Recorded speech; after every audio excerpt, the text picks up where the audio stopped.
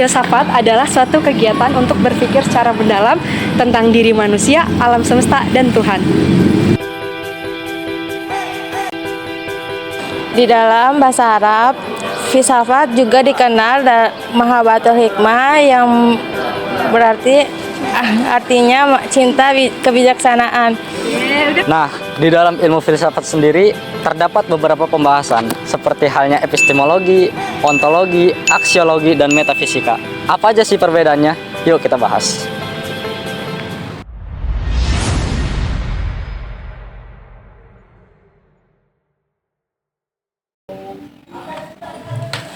Baik, Assalamualaikum warahmatullahi wabarakatuh. Kami dari kelompok 6 akan mempresentasikan terkait perbedaan serta definisi dari ontologi, epistemologi, aksiologi, dan metafisika. Kira-kira apa aja sih definisi serta perbedaan dari beberapa pembahasan di dalam ilmu filsafat tersebut?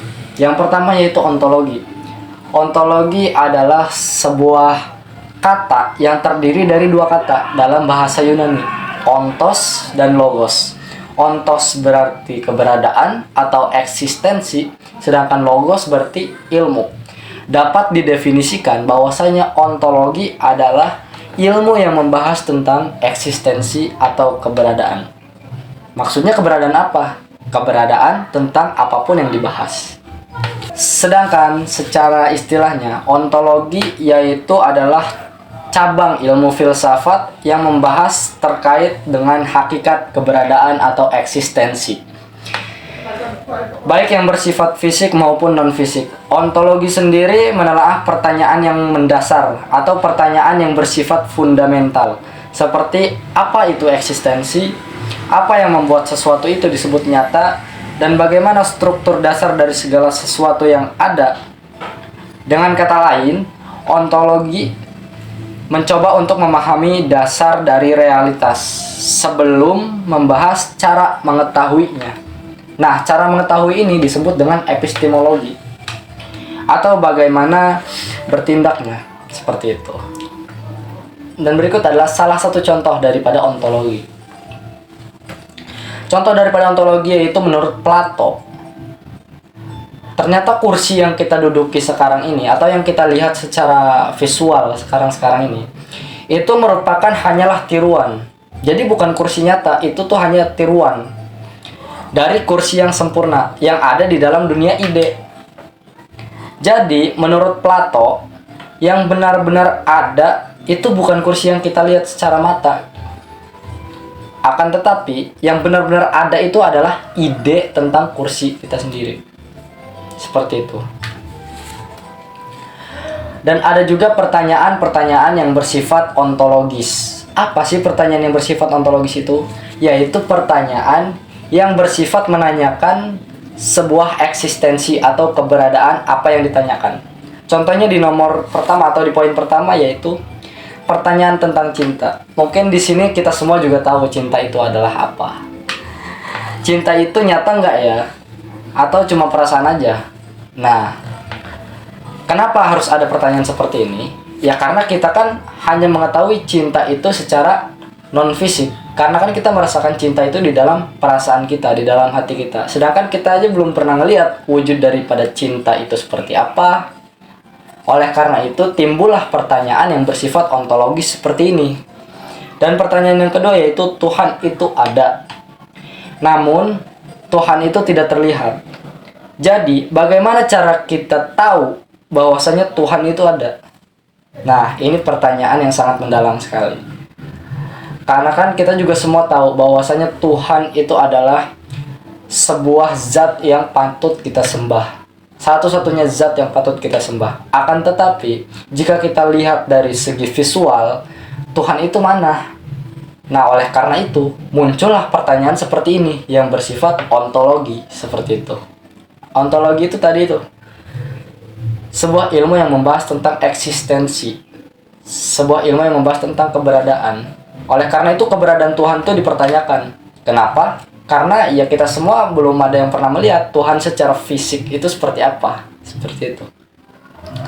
Dan yang ketiga, itu ada pertanyaan tentang bahwasanya kita ini hanya sebuah tubuh atau ada jiwa juga di dalamnya. Mungkin teman-teman juga pasti tidak asing dengan istilah jiwa dan raga. Nah, jadi seperti yang saya definisikan di awal, bahwasanya ontologi adalah ilmu yang membahas tentang eksistensi. Jadi yang terlihat di dalam kita ini kan hanya tubuh kita saja.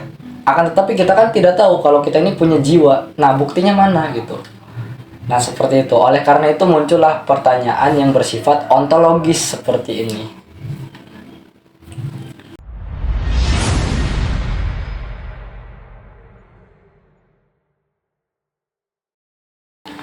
Oke, yang kedua adalah epistemologi.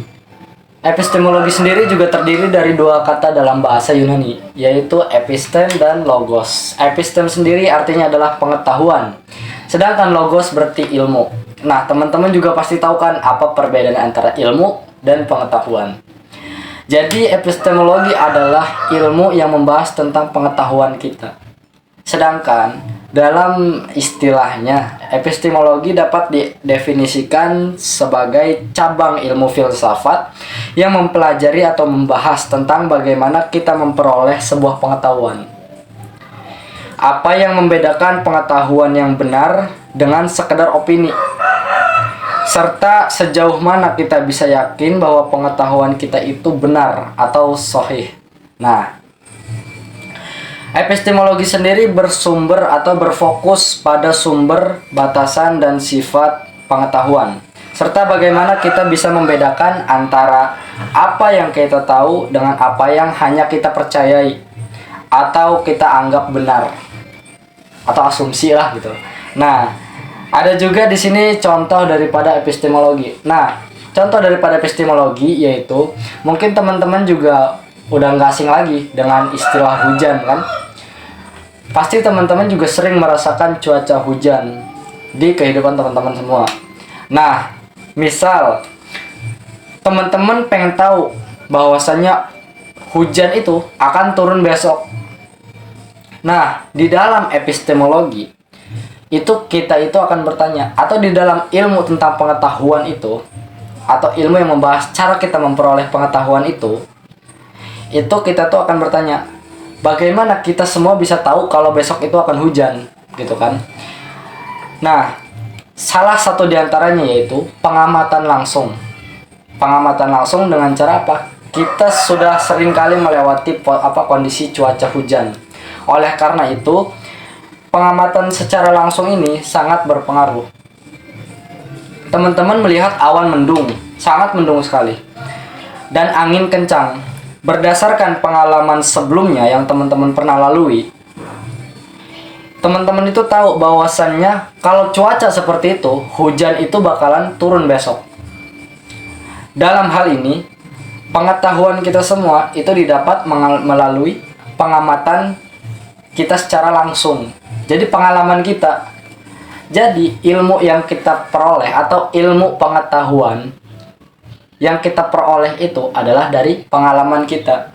Dan ada juga ilmu yang kita peroleh itu bukan hanya dari pengalaman, akan tetapi dari sumber yang terpercaya seperti prediksi BMKG segala macam kan, seperti itu.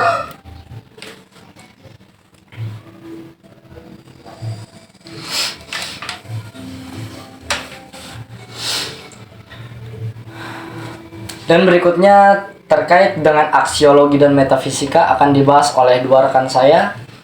Aksiologi akan dibahas oleh Malia dan metafisika akan dibahas oleh Asmara.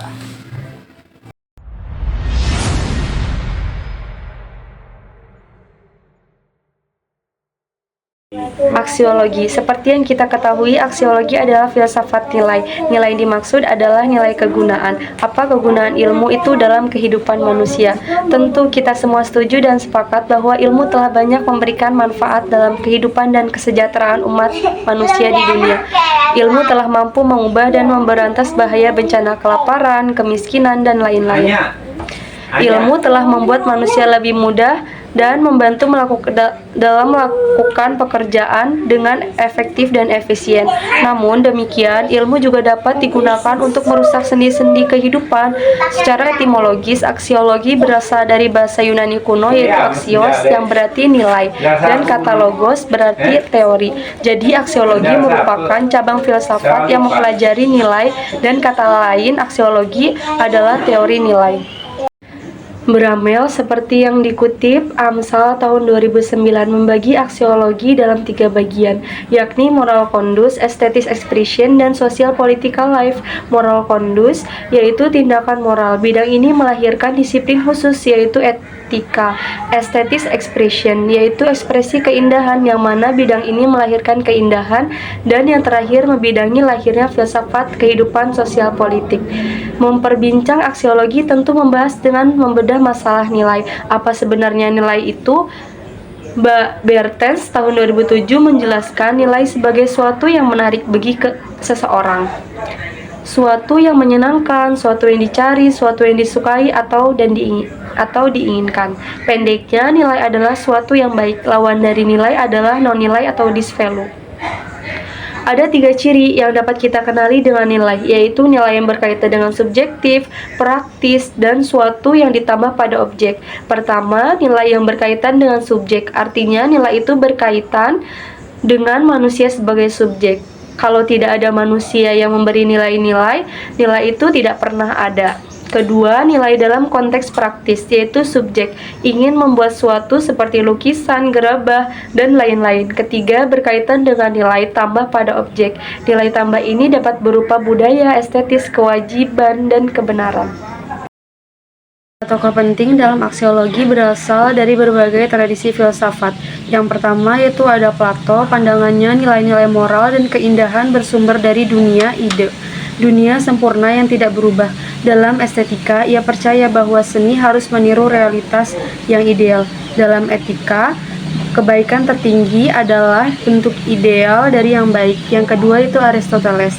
Pandangannya, nilai-nilai berkaitan dengan tujuan, segala sesuatu yang punya tujuan, dan nilai tertinggi bagi manusia adalah mencapai eudaimonia, kebahagiaan sejati melalui kebajikan. Ia juga membahas seni dan keindahan dalam karya puitis. Yang ketiga itu Immanuel Kant. Pandangannya etika. Nilai moral bersifat absolut dan didasarkan pada imperatif, kategoris, aturan moral universal. Pandangannya estetika. Keindahan bersifat subjektif, namun universal, dirasakan tanpa kepentingan pribadi. Yang keempat, David Hume. Pandangan, nilai moral dan estetika berasal dari perasaan, sentimen manusia, bukan dari akal semata. Ia melihat moral sebagai hasil kebiasaan dan empati. Yang kelima, John Dewey. Pandangannya, aksiologi harus berkaitan erat dengan pengalaman dan kehidupan nyata. Nilai bersifat mutlak, tapi berkembang sesuai konteks sosial dan budaya. Yang terakhir yaitu ada Max Sechler. Pandangannya mengemukakan hierarki nilai-nilai spiritual lebih tinggi dari nilai vital dan indrawi. Ia juga menekankan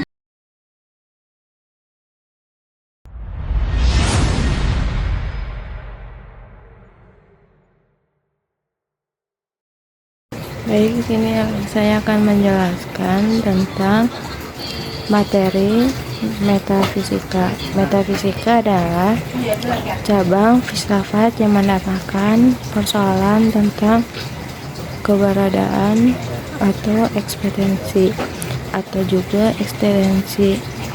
Istilah metafisika berasal dari kata Yunani metafisika yang dapat diartikan sesuatu yang ada di balik atau di belakang benda-benda fisiko.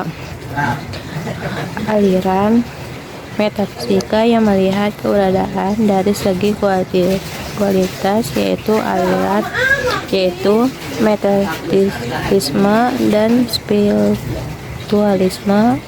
Aliran metafisika yang melihat keberadaan dari segi kualitas adalah monisme, dualisme, dan paralelisme. Yang pertama yaitu dualisme. aliran yang menganggap adanya dua substansi yang masing-masing berdua sendiri. Tokoh-tokoh yang termasuk aliran ini adalah Plato, Immanuel Descartes, tokoh dualisme yang membicarakan dalam makalah ini adalah Plato. Yang kedua yaitu monisme, aliran yang mengatakan bahwa titik-titik kesamaan. Monisme lebih menaruh perhatian pada aspek kesamaan dari ada aspek peradaan.